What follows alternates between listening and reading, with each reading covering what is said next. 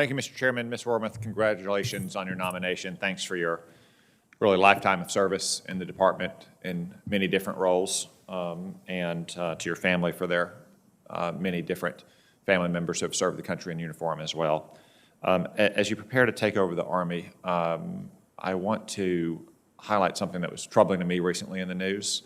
The Army University Press has published guidance that they will no longer use the term Union Army in their publications when writing about the Civil War. I think this is political correctness run amok. U.S. Grant, of course, in his memoirs frequently wrote about the term Union Army, and I think that we can all agree that unconditional surrender Grant knows a little bit more about Civil War history than do bureaucrats at the Army University Press. So could I get your commitment today that you're going to insist that the Army, in all of its educational and academic roles, is going to reflect our common understanding of our history and not write terms like the Union Army out of academic papers or books?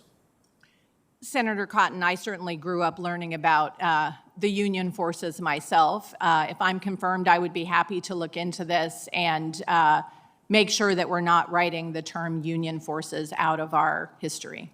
Thank you. I think most normal Americans who learn their Civil War history in ninth grade and are proud of what men like U.S. Grant and William Sherman did would be glad to hear that as well. Could also get a commitment on professional military education that will make sure that it's focused on what our senior leaders need to know to perform their roles, to lead their troops, and especially face off our main adversaries, countries like China and Russia? Yes, absolutely. I am a firm believer that our professional military education is essential, frankly, particularly as we are moving into a period of great power competition where so many of our officers have spent the last 20 years focused on learning about issues in the Middle East. It's essential, in my view, that the PME curricula be reoriented to make sure that we are teaching our officers what they need to know about the challenges they'll face. Thank you. Turning to programmatic matters, unfortunately, I think you're going to be presiding over the Army during a period of budgetary constraints.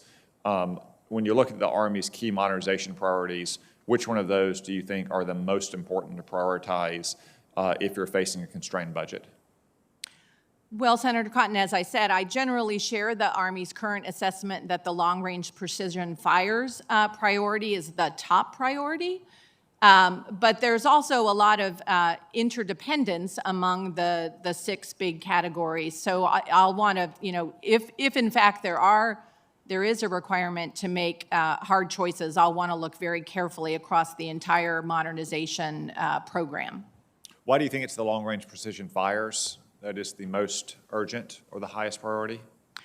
Well, I think, Senator, it's the highest priority in my view because of the need to address the anti-access area denial challenges that we face in both Europe and Indo-Pacific. And, given the quite sophisticated integrated air defenses that we'll likely be facing, I think it behooves us to develop capabilities that allow us to strike targets from very long distances.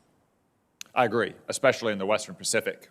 This is one reason why I think it was so important that we finally leave the INF treaty, because China has built up thousands and thousands of missiles. And although many people think of a potential conflict with China as primarily being driven by the air and naval battle, obviously you can carry a lot more rounds in the magazine, so to speak, from ground-based precision fires. That would be the Army's domain. Another possible budgetary constraint you could see is if the Department of Defense, not the Department of the Army's overall top line is constrained, and there are urgent priorities that can no longer be postponed in the Air Force and the Navy, then the Army may end up having money taken out of its hide. Maybe the easiest place to come down there is the reduction in in-strength number of troops. What are your thoughts on the current in-strength and where it needs to be in the future?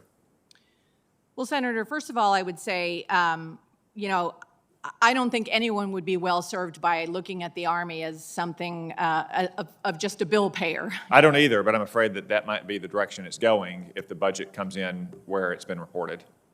And because that's my view, and because I will be a very strong advocate for the Army if confirmed, I think I would look very carefully and be quite skeptical of proposals to make major cuts to force structure. I would not want to see us return to the days of 15-month-long deployments and regular use of stop-loss. So I will certainly be a strong advocate for the Army in the event that we have to make hard choices. Thank you. One final question. I've raised this with your predecessors. I raised it with General Milley when he was the chief, and with General McConville at their hearings. Will be your wingman. The Army has all these great modernization priorities. Soldiers don't want to ride around in a next-generation combat vehicle. They want to ride in a Bradley or an Abrams. They don't want to shoot an extended long-range cannon. They want to shoot a Paladin. They don't want to fly in future vertical lift. They want to fly in an Apache or a Black Hawk. Can you commit to me, as your predecessors did, General McConville and General Milley, that we're going to give these things good names that motivate our soldiers as opposed to long bureaucratic names? Senator, absolutely. There's a lot of great generals like Pershing and Eisenhower and Grant and Sherman, a lot of great young soldiers who've won the Medal of Honor over the years. Soldiers need to be motivated by the glorious history of their Army. They don't need to be riding around in vehicles with 8-word names that have acronyms that are unpronounceable.